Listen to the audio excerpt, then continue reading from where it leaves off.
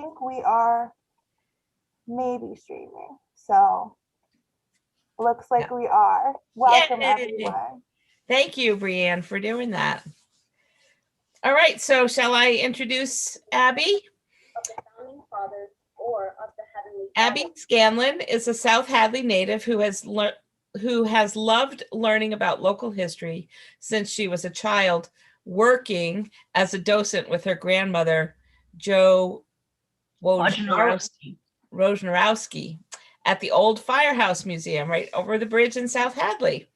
She received her bachelor's degree from Agnes Scott College and her master's degree from Harvard University, where her capstone project was the organization of the St. Patrick's Committee of Holyoke Archives and review of the history of the parade in Holyoke. She currently works at the Eric Carle Museum of Picture Books in Amherst, Mass. And when she isn't helping to plan the next St. Patrick's Day parade, you must have had a little bit of time on your hands, Abby. A little. She enjoys spending time with her family and her dog Jackson and her cat Trot Nixon. So please help me welcome Abby Scanlon. Well, hi, everyone.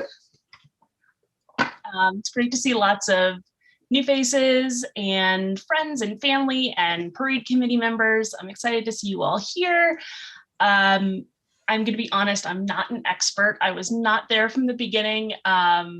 I don't know all of the stories. I know a lot of the stories. So feel free to type in the chat or at the end, let me know if there's anything I missed or any great stories that you have. But one of the things that a lot of people know about the Irish is that they're great storytellers. Not always truthful stories, but great storytellers. And so that's how I sort of begin my talk today, is with a story. And the South Hadley and Holyoke groups are all together with the Irish. They're all about family and storytelling and being together. And so that's what this is about. So let me share my screen and start the, let's see.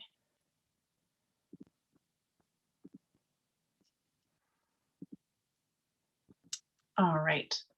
So this is the history of the St. Patrick's Day Parade in Holyoke. And so I'm going to start tonight's talk bringing you to the corner of High Street and Sargent Street in Holyoke, Mass.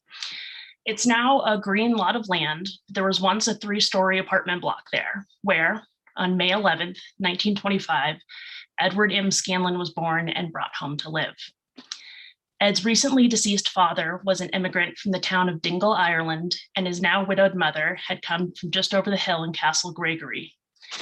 They settled in Holyoke and called it home. My story starts here. My interest of Holyoke, my Irish heritage, and the St. Patrick's Day Parade began with Ed. This poor, skinny, first-generation American is my paternal grandfather. We're going to fast forward a little bit to November 2013. I was in my senior year of undergrad, and quite frankly, I was looking for a distraction from writing my finals papers and studying for tests. And I came across the Holyoke Colleen Pageant, and I decided on a whim to apply. It was something I had always seen growing up, the Colleens. And so those of you who may not know, the Colleen Pageant is put on every year by the Holyoke Parade Committee, where Irish women from the ages of 18 to 22 from South Hadley and Holyoke compete to be the Holyoke Colleens for that year. They're representatives of the city, the St. Patrick's Day Committee, and most importantly, they get to ride on a large float. I was chosen that year to be a 2014 Holyoke Colleen, and suddenly my life shifted. I forgot to mention, when I was in college, I was in college in Georgia. And as a Colleen, I was expected to attend probably 15 to 20 events between January and March. So when I originally applied, I did it because I was distracting myself from finals. But as I filled out the application, you have to talk about your Irish ancestry, I reflected more and more on my Irish heritage and Ed, that skinny first-generation American who was forever proud of his kids and his grandkids. And I knew if I was going to do this, I had to do this with my whole heart, to honor him and all of my family who immigrated to this country and worked to build a better life for their children while honoring their home countries. So many plane flights later, I finished with my time as a Colleen, but my interest with the parade only grew, and I joined the parade committee that summer. Eventually, I would end up getting my master's degree in museum studies with my capstone project, as Penny said, being about the Holyoke Parade Committee archives and the immigration of the Irish to Holyoke. So while St. Patrick's Day Parade is one of the biggest events put on in Holyoke each year, it is notable that as of the 2015 census, only 14.2% of the population in Holyoke identified their ancestry as Irish. So we're going to take a moment and we're going to step back a little bit to go over the history of the Irish in Holyoke quickly. In 1663, an Irish immigrant, John Riley, and his wife, Grace O'Day, brought 28 acres of land from the city of Springfield in what was then West Springfield and is now Holyoke. For nearly 200 years after then, the land was called Ireland Parish, or simply Ireland, after John and his family. The farmland of Ireland Parish began to change as Holyoke became a planned industrial city. The influx of work brought more Irish immigrants to the city who found work digging canals, building mills, and the factories alongside them. During the Irish potato famine of 1845 to 1849, more immigrated to Holyoke in hopes of a better job, better futures, and better housing. This time period from the mid to late 1840s was the largest influx of Irish immigration in Holyoke. The people settled down and built homes. More friends and family began to come to Holyoke from Ireland, as they too hoped for success and stability that they were unable to find in Ireland. In cities like Holyoke, their unity helped them find their way into politics, both locally and nationally. Along the way, they filled the ranks of the area's fire and police forces. They staffed schools and hospitals. They served with distinction in the military and stood up for justice for others. It was the Irish who built the dams, the canals, the railroads, the mills that enabled Holyoke to grow into a major industrial city. The Irish were ostracized for being Catholic and were among the poorest in the city, though. The demand for laborers in Holyoke grew as the city grew and gave in to many Irish immigrants. In turn, between the years 1848 and 1861, these Irish laborers sent back nearly $60 million to Ireland to help family, not including all of the uncounted cash that was sent over in envelopes.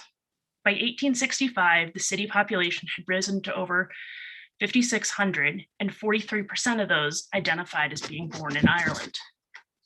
As for today, it depends on what one considers Irish. Many of those who came from Ireland have since married into other nationalities and ethnicities. While it leaves it difficult to get a good statistical idea of the Irish today in Holyoke, all those who line the parade route are Irish, if only for a day. The first St. Patrick's Day parade was held on the 1509th anniversary of the death of St. Patrick in 1952, with an estimated 2,000 marchers, 13 musical units, delegations from each parish, floats, marching bands, marching units, including police, fire, and city officials. The origins of how it came to be have been debated for years. I'm not going to pretend I was there in 1951, as the plans were outlined for the first parade. In fact, there are people who strongly insist that the first parade was in 1951 and not in 1952, as the parade committee recognizes as their first annual parade. I'm sure there's several of you that have your own versions of what happened. But what I can say with fairly strong conviction is that the idea of this parade was a collaborative one. Members of the Bryan Borough Club and the Ancient Order of the Hibernians, along with some fellow police officers, firefighters, and local representatives, gathered to discuss the idea of holding a parade in honor of St. Patrick. This parade would unite the Irish of all of Holyoke and from all 3 Irish parishes and attempt to unite the Irish of votes for elections. With a $300 donation from Jeremiah Lawyer, the first parade couldn't afford to pay bands or delegations to march, so all the bands were convinced to come from free for the celebration. There was fife bands, drum and bugle corps, baton twirlers, several floats, and this was just the first parade. We started out big. Each parish took part in the parade, with Mata de la Rosa being the largest. From the very beginning, this was not a parade for and by the Irish. This was a parade for all of Holyoke. It started on Jackson and High Street, and the parade route proceeded over High to Lyman, up Lyman to Chestnut, Chestnut to Appleton, down Appleton to Maple, south on Maple, and ending at Jackson Street, which is actually a pretty good route. As of today, the parade starts at the Kmart Plaza on Northampton Street. It goes north on Northampton Street to Beach Street, over on Appleton, Appleton to High, and then north on High Street to Hamden, where it passes by City Hall, and the reviewing stand is today. This is a photo I have of the archive has the 1955 parade outline. It's one page. Today's outline is at least 30 pages. It's a little bit different. There's about 100 bands, marching units, organizations, floats that all participate in today's parade. From local high school marching bands to famous mummer stringer bands to state and local representatives, Irish step dancing groups, hospitals, Girl Scouts and Boy Scouts, groups from all of the local towns and cities join together in Holyoke. With the addition of the annual St. Patrick's Day road race the Saturday before the parade in 1976, the entire weekend is known to many locals as homecoming. It's the time when our loved ones from near and far gather in Holyoke to celebrate and to be together. So beyond just the first parade, the St. Patrick's Day Committee holds a parade every year on the Sunday closest to St. Patrick's Day, but they also hold dozens of other events throughout the year. They have a series of awards. The Grand Marshal is the award of the highest honor given to the person with ancestry that of Irish that is either a resident of the city of Holyoke or a member of the Holyoke Parade Committee. They have distinguished themselves as a loyal person to the parade committee, their career, their family, and their Irish ancestry. The first Grand Marshal was in 1952 and was Mr. Thomas Rowan. The next award is the John Fitzgerald Kennedy National Award, named after the original honoree JFK in 1958. It's presented annually to an American of Irish descent who has distinguished themselves in their chosen field. The next is the Citizenship Award. It's presented to a person or organization that may be of non-Irish descent that has made substantial contributions to the parade and or to the parade committee. Leo J. Summerd was the first honoree in 1966. The Ambassador Award is presented to a person who has worked to promote the relationship between the people of the Republic of Ireland and the people of the United States, and was first given to Ewan McKinnon in 1992. The Thomas F. Rowan Award is given to a longstanding member of the parade committee who has made significant contributions to the overall success of the parade and or to the institution as a whole. The St. Patrick's Parade Committee established this award to honor its first Grand Marshal, Thomas F. Rowan, and the first honoree was Colonel Andrew B. Moan in 1957. The next award is the George E. O'Connell Award. The recipient is a longstanding member of the parade committee who has made significant contributions to the fundraising efforts of the parade and or the organization as a whole. It was first given to James Landers in 1963. The Daniel J. Gallivan Award is given to a longstanding member of the committee who, while not a resident of the city of Holyoke, has made significant contributions to the overall success of the parade and or the organization. It was named after Daniel Gallivan, who was from South Hadley and was a longtime member of the St. Patrick's Committee. The first award recipient was Patrick Dowd in 1972. Uh-oh. Oh no.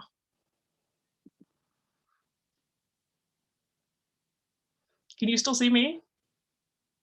We can see you. Okay, it froze on my end. Let's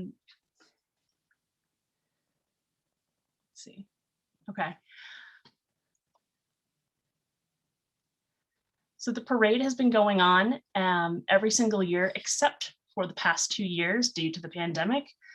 Otherwise, through hurricanes, snowstorms, blizzards, rainy days, we've been there. All the local cities have their own delegations. We have Westfield here.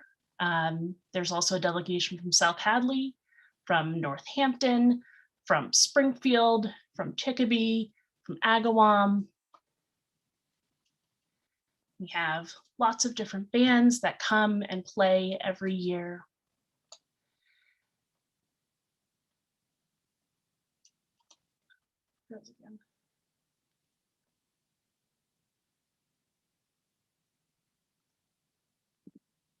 Oh, okay. Sorry, it keeps freezing.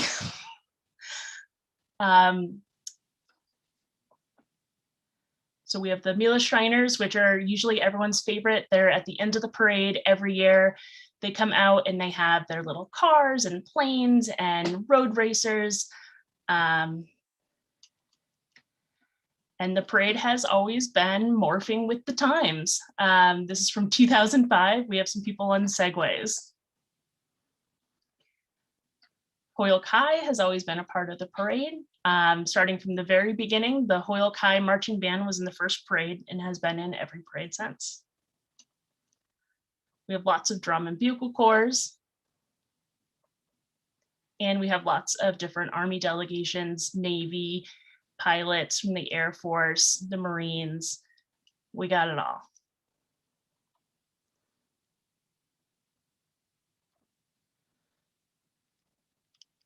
And we have lots of different families who stake out the same places every single year.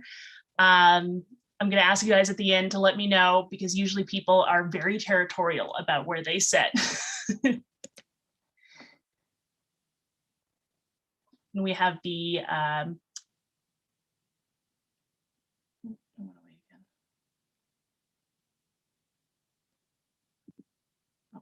okay. Sorry, it keeps jumping, guys.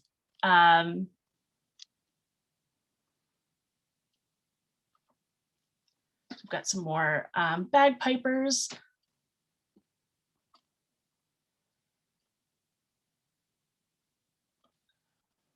We have Colleen's here, and we've got them from all different years.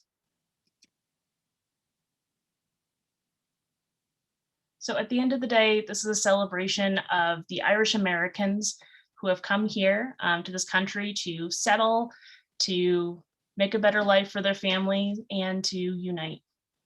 I think that's, yeah, sorry guys, it jumped.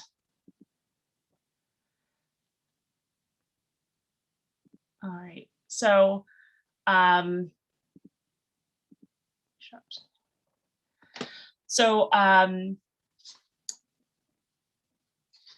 let's see, does anyone want to like pop on and let me know, where does your family sit?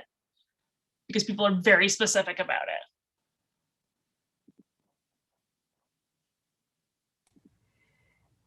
You can either type it in the chat if you want, or unmute yourself and speak right up. Hi, Jane Mulligan from Westfield. Hi.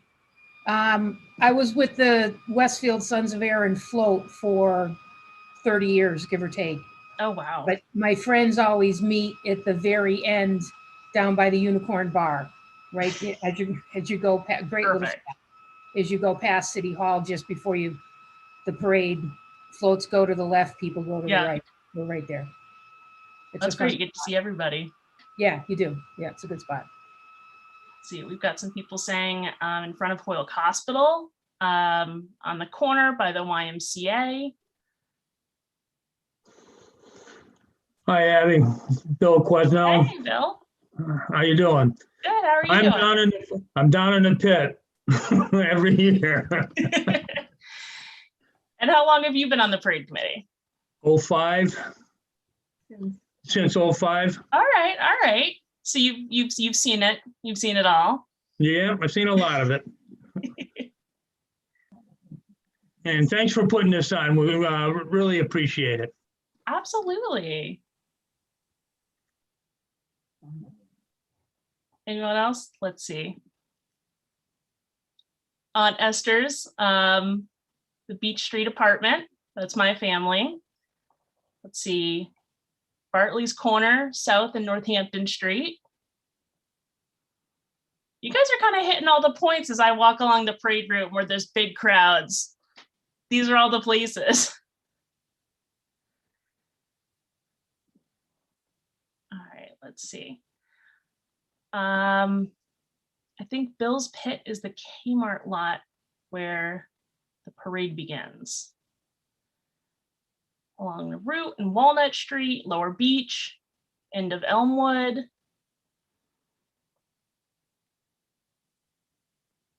There are people from all over.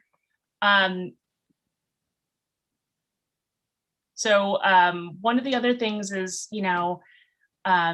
people usually have one specific parade that they remember the best. So mine was definitely the year I was a Colleen. I got to ride on that float. My family ran out, stopped the float, so they could all cheer and bring a banner out. Does anyone have a story that you guys want to tell?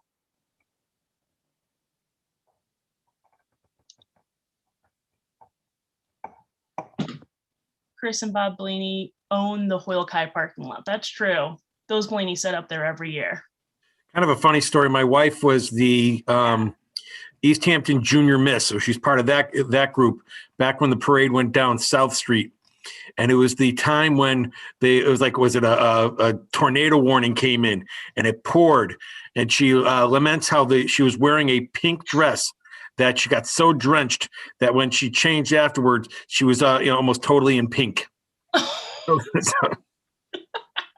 So some of those were kind of the crazy ones back in more in the 70s. Oh man. I'm wondering where's Glenn Sullivan to tell some good stories, because Glenn's always worth a couple of good stories. Let's see. Someone said storms with snowball fights. Mm-hmm. Oh yeah. And 1962, Ted Kennedy marched. Excited to run at the parade and shake his hand. Yeah. My father was parade president when JFK came in, and there are a couple of pictures you'll see him marching. They're going down Cabot Street. And there's one picture of him walking with Jackie and President and later to be President Kennedy, but also in other ones when they're driving in the car, in one of the in a convertible. So yeah. you could, because his back was so bad, he didn't always walk all the time. All right. So let's see. Abby, I one year that I'll never forget is when I was working the parade. I think it was 2012. My sister would remember. I was working at my spot at West Franklin and Beach Street, and it was when the Mass State Police was our Citizenship Award. Right. Yeah.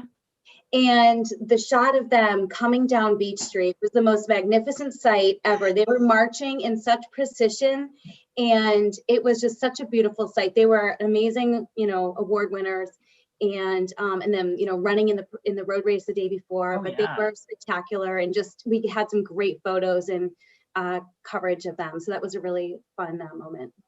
Yeah.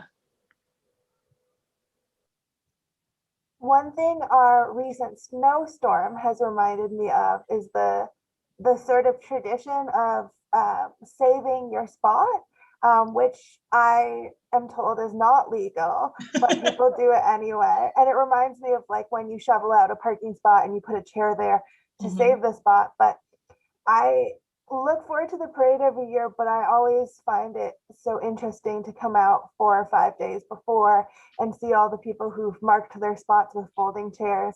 I think there's something about that just feels very Holyoke to me, and it always makes me feel this like fondness, like when they start coming out to paint the new shamrocks on the road, and when people start saving their spots with the chairs, it makes it feel like a holiday season rather than a just one day thing. Oh, absolutely. It's a whole green season. I think hi Abby, this is Bryn.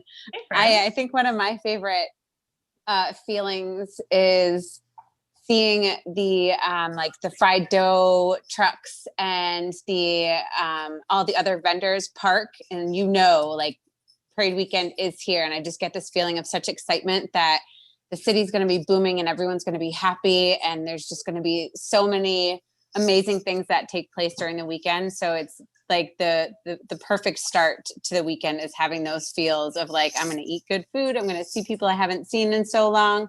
I'm going to laugh and make tons of new memories. And I think that that's one of my favorite things to kick off parade weekend.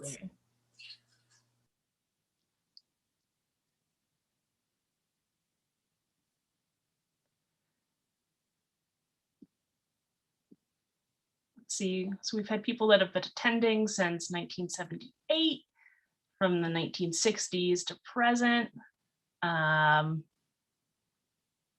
Lots of people. In Sacred Heart High, the marksmen came to teach us how to march in the parade. Oh yeah.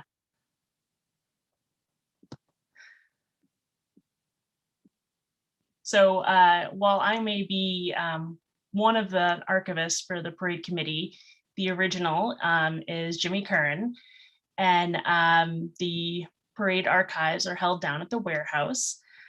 The fourth floor is known as the Emerald Room there, which is essentially a shrine to the parade committee. We've got the photos of all the Grand Colleens up there, of all the JFK Award winners. The Grand Colleen's throne lives there most of the year.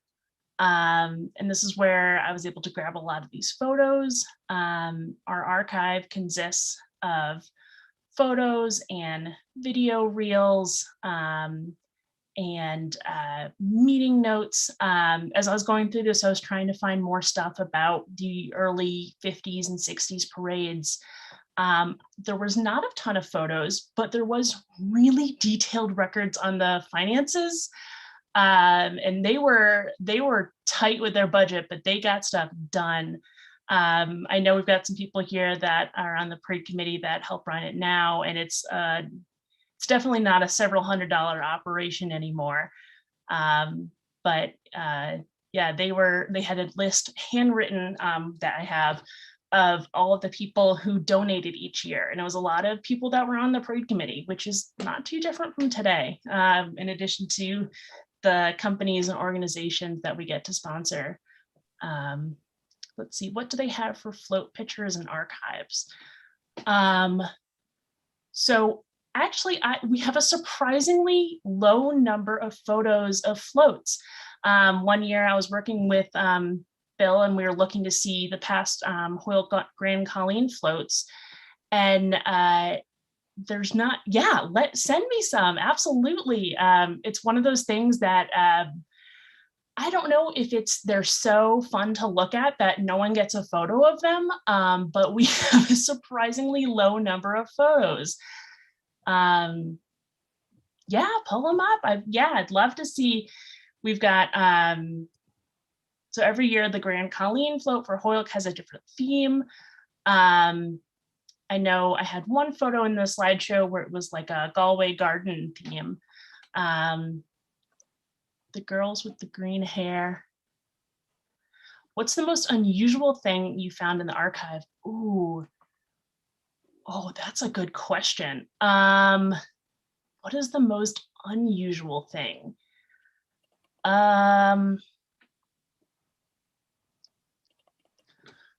Ooh, there's a lot of weird stuff. Actually, I think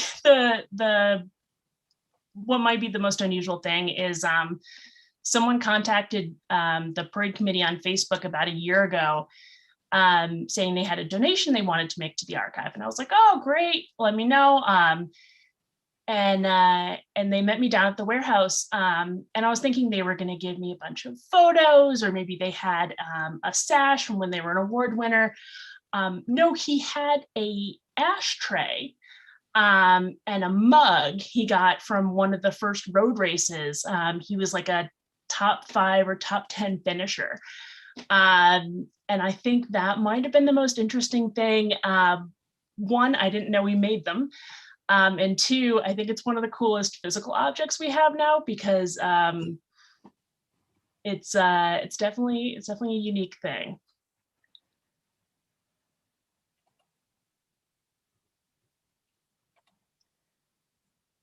let's see what else we got here in the chat. So the road race started in 1976, and it started super tiny, and has grown exponentially since then. It was originally 7.6 miles that took you up Suffolk Street to around North Pleasant Street, coming down Northampton Street, and then making your way down South Street. It was a tough race back in the day.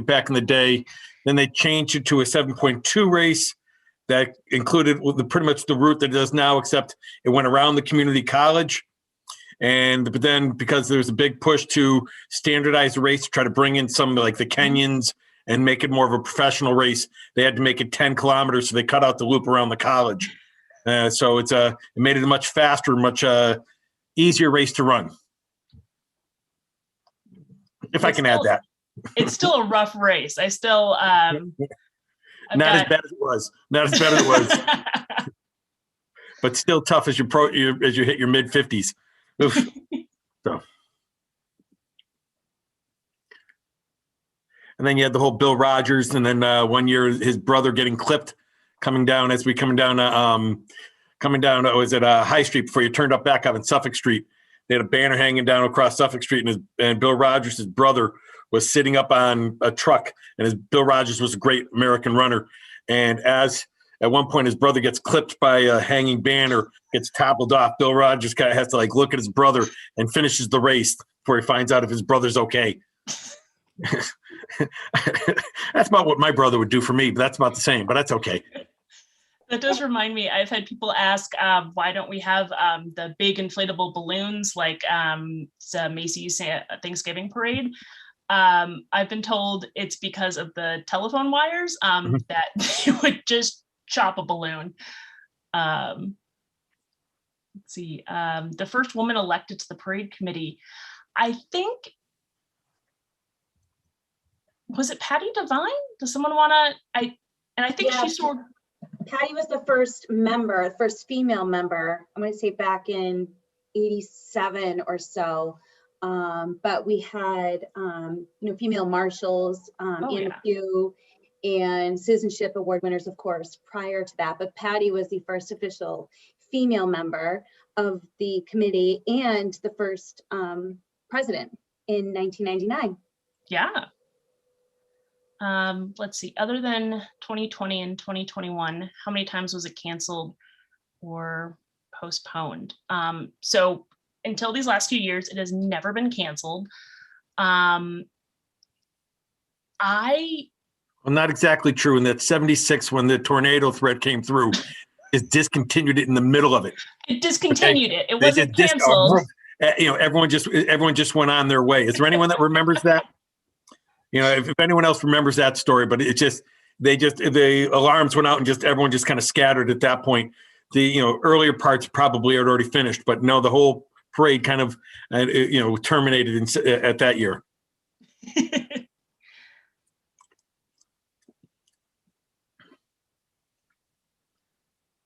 Yeah, as far as I've known, every other year it's gone on, and there's definitely been years, even just since I've been on the committee, where it's snowing, it's cold, it's single digit temperatures, and we'll definitely have marching bands and marching groups not show up.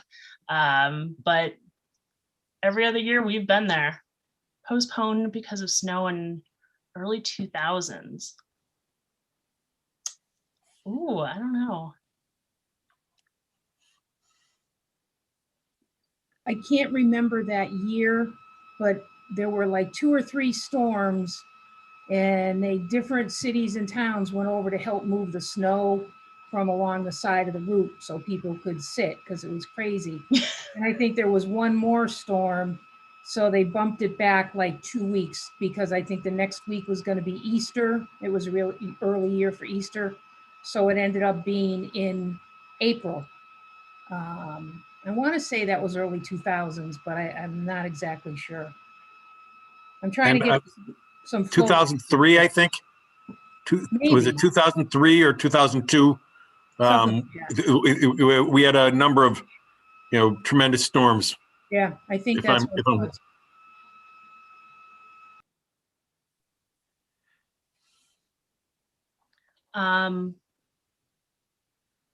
Let's see. What else we got coming in on the chat? Ooh, did we ever have an Irish Prime Minister attend? I don't know if we've ever had one. I'm not sure about a sitting one. Yeah. A sitting one might have been different. What about Irish presidents? Did Mary Robinson come over one year? Like Bryn, or do any of you guys know? Not that I can recall, but we've definitely had, yeah, this is Haley. Not that I can recall about a sitting Irish Prime Minister, but we have had representatives from the Consul General come and march in our parade. And certainly we have the ambassador's breakfast immediately before the parade that they're usually attending, but not that I can recall having a sitting office holder march in our parade. Not to say that we wouldn't accept the, not have them. We would love to have their participation. So certainly it's something to strive for. A family friend was the Lord Mayor of Wexford, who would always come over, and he'd hop in with all of his regalia on and have a fun time with it all. So it was the Lord Mayor of Wexford. So just one of the many connections. Let's see what else we got. Abby, I have a question for the group. Do you all wear the same thing every year? Like, do you have a standard outfit you wear every time you go to the parade?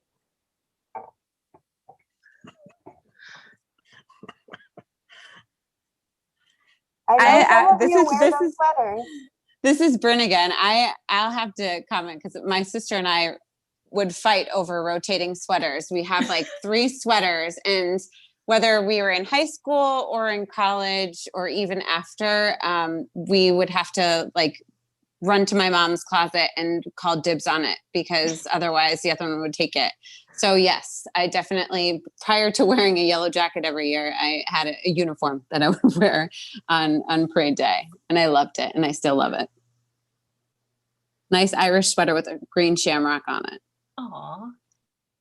I remember in high school, I had a green sweatshirt, and it was like the perfect shamrock green that I kept for many, many years just to wear to the parade.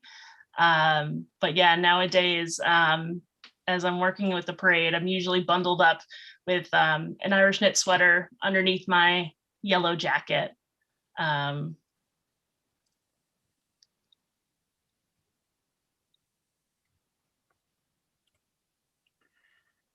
Haley and Bryn, what year did your mom join the whole? Wasn't she part of the committee too? I mean, before Patty?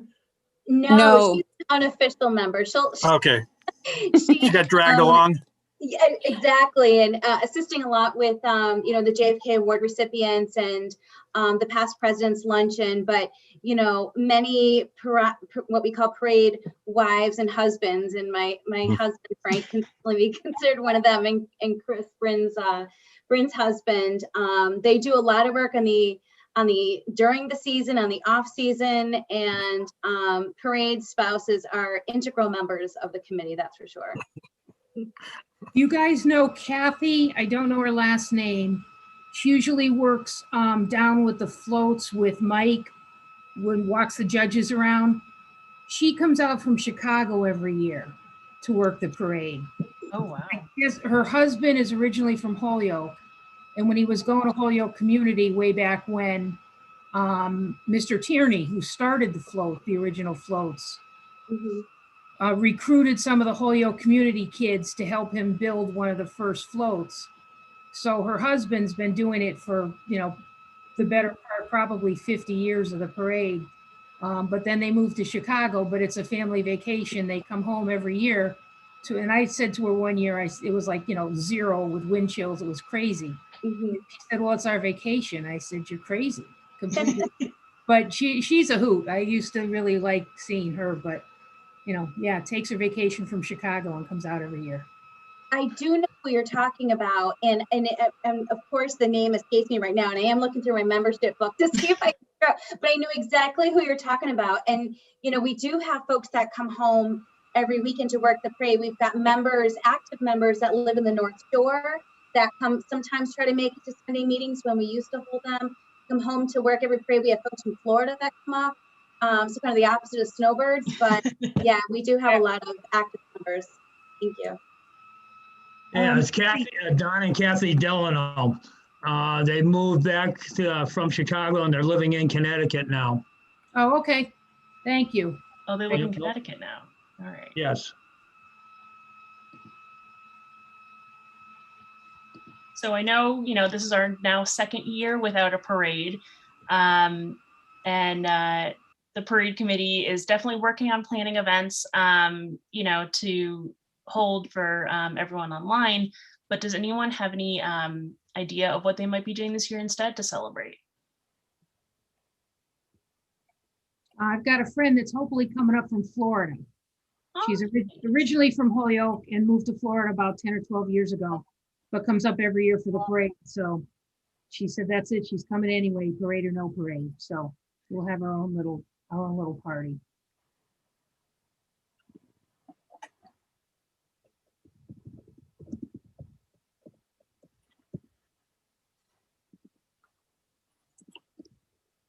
Now, one thing, that I don't know, Abby, what at the founding of it all, as you talk about that, back in 51, 51, going into that, you mentioned that the Hibernians and the Brian Boru Club played a key role. Did you, how deep did you get into that kind of stuff as to how many founding members there were? And the question comes in is, I just always grew up, knowing that about the Brian Boru, which fortunately is still open. Yeah. Well, relatively, I'm not sure, but there's much like the beginning of the parade where there's lots of different stories. There's lots of different stories on who specifically was involved. I do believe there was a couple key members from the Hibernians and the Brian Borus that were working together, but I don't know how many specifically. That's another, part of local lore, who is who of. The last two surviving members of that founding group were my father, Mike Donahue, and Mr. Mulvihill were the last two surviving members of that group. Now, do you know any stories about the Colleen Contest? And back in the day, have you heard stories about, especially early on, the voting and how Colleens were selected? I do know that you used to vote through the mail, and you would fill out the slips. I remember I was talking to some past Colleens once, and someone told me that when they were in the Colleen Contest, their mother was gathering all of their friends and family to steal papers off of people's doorsteps to get the slips to write in their names. And she would only let you in the house if you had taken at least 30 papers with you, which I think might be one of my favorite stories about the Colleen Contest in the beginning. I want to add a little bit to that. Okay, so it was the ballots were put in the Holyoke Daily Transcript, and in particular, the nuns at like Sacred Heart or at Rosary, or there are those places. The Sisters of St. Joseph would be the kind that they'd get whole packages and they'd make sure they cut out where their favorite niece was who was supposed to be there. And so the idea is that people became very competitive, and it was probably one of the times when the Holyoke Transcript made the most money ever did on just daily. Well, no, they probably lost money because people just stealing them, but. The idea was that the bundles of papers would be dropped off of the paper boys, and if the paper boys weren't there ready to pick it up, that someone else someone in the family would snatch it, and so you'd get 50 papers and you'd cut it out, and then people didn't get their papers for days at times. That's part of the stories. But one of the stories that I've heard through the generations, and I can't verify it at all, was that they'd get tens of thousands of votes. Okay, everyone would be flooding them in there, and so the parade committee members would have to count them. Okay, I don't know if you ever tried counting thousands upon thousands upon thousands of newspaper clippings. Okay. A story is told that the way they decided it was that after a long night of trying to count, and they're just overwhelmed, they said they had a heck with it. And so they said they reached into an uncounted pile, grabbed a whole handful. And one guy sat at the bottom of his basement stairs and then threw it up behind him. And the one that landed on top was the one who became the Colleen. Now, I can't verify it. I've only heard this story, but I just thought if you're gonna have stories, it's a good story to have. Oh, it's a great story. Yeah.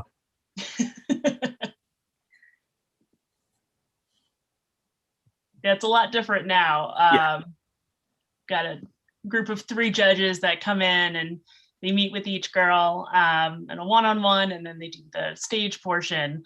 Very different. Anne-Marie Mulvihill, is that you there?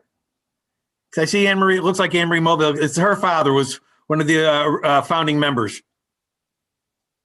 And if she'll speak, it'd be great to hear from Anne-Marie. Actually, my father was the president of the Brian Boru at the time of the founding. Yeah. And according to my father, the first meeting was on North Summer Street in my grandparents' kitchen. Actually, my mother's, which would have been Frank O'Connell included. That was the first meeting. But because my father was president of Brian Boru, and I don't remember who was the Hibernian president, they decided that they didn't want it to be a partisan thing. So the parade committee was going to be neutral. So that's why they weren't, either side was in charge of it. That is what I've heard amongst the many other stories, is that they wanted to make sure it wasn't directly connected to any of one of the other organizations, or it wasn't directly connected to the police or the fire or any local representative that was running for election, is that they wanted to make sure it was this joint group that was working together and that was not leaning in one direction or another. I'm sorry, Anne-Marie, but when I saw your name there, I had to bring you in on this one. Thanks so much, Quentin.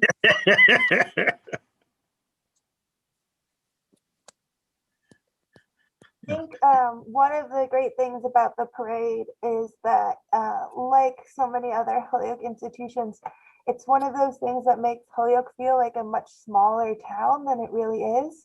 I know there's tens of thousands of people who come for parade weekend, but it truly feels like one of those times where everyone in the city knows each other.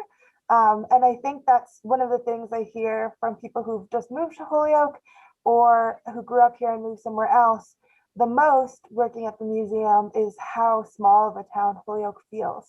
And I think hearing a lot of these stories about our shared memories and our shared experiences and knowing the same places and same people are one of those great examples of just how small of a town Holyoke can be. Absolutely. And that's one of the things that I really love about working with the Parade Committee Archive, is that it is the small town group, and there's a lot of people that are on the parade committee and their parents were on the parade committee, and their siblings or their aunts or uncles are on the parade committee, and it's something that we just kind of keep doing. One of the things is, like I said, there's lots of different stories about how it started, what year it started, who started it. It's a story of oral histories. There's not a lot written down about it. And that's why I really love talking to everyone about it, because everyone's got their own stories to tell. Let's see. What else is going in the chat here? How did it feel to ride on your float? It was very exciting. I also remember it went faster than I thought it was going to. The car pulling it went faster than I thought. And definitely I was up higher than I thought. I was a little nervous.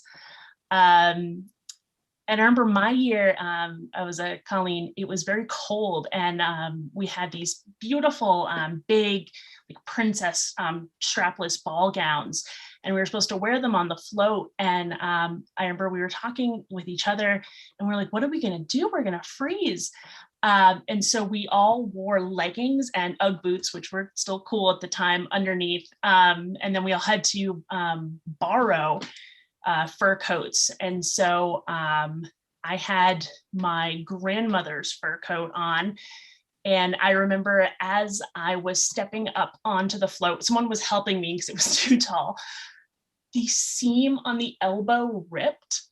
And there was, it was an anniversary year of the Colleen. So there was other past Colleens there who ran up and out of nowhere pulled a sewing kit, like a miniature sewing kit, and was stitching it because they wanted to make sure that no one else could see that the seam had ripped. But it was definitely, it was a lot of fun. What else? Oh, the parade committee, we work 12 months a year. It's a year-round committee. We meet from the first week of January until the week of parade. We meet every single Sunday. And that's just the group as a whole. The individual committees often meet on their own before the meeting, after meeting, on different weekdays. And otherwise throughout the year, we meet once a week. It is, oh man, how many man hours? It's a lot. There's definitely years where I might be working 40 hours a week just on the parade. And so, you get a group of, 150, give or take, people that are on the committee working year round consistently. That's a lot of man hours. But we do, we like to pride ourselves on having a very smooth running parade, and making sure that that we don't have gaps, and there's consistency, and that there's not musical bands right next to each other, so you get breaks. Let's see what else.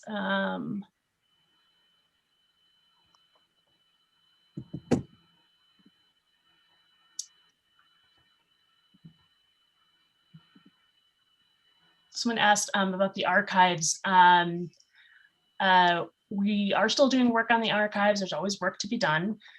One of the things is we do often get people that come by and they say, I'm clearing out my parents' house, I'm clearing out grandma's basement, and they'll bring us stacks of photos, of Polaroids, of newspaper clippings, and for different times and different research projects, I have gone down to the Holyoke Public Library and gone through, the Telegraph articles. And I don't know how these people find articles that I could not find in those full papers, but they are coming to me with newspaper clippings that I could not find. So we're always grabbing that. We're always putting those in. It is, it's getting more digital as all the photos, we're not printing them out anymore. We've got them on discs, and same with filming the parade. It's all digital now. So the collection in a certain way is growing smaller. Are they ever on display? Yeah, so the 4th floor of the warehouse, the Emerald Room, when we're not in a pandemic, you go down, knock on the door. There's usually someone in the Curran family there that'll let you in. And you can go up there and look around. There's always, like I said, we've got all the Grand Colleen, the JFK photos. The original parade committee banner is there. We've got a mummer costume up there. There's been different past presidents who they have a caricature done of them at the end of the year. And so they've donated it, and it's there at the warehouse, or their sash from their year that they were an award winner or president. People put it there. Let's see what else we have in here.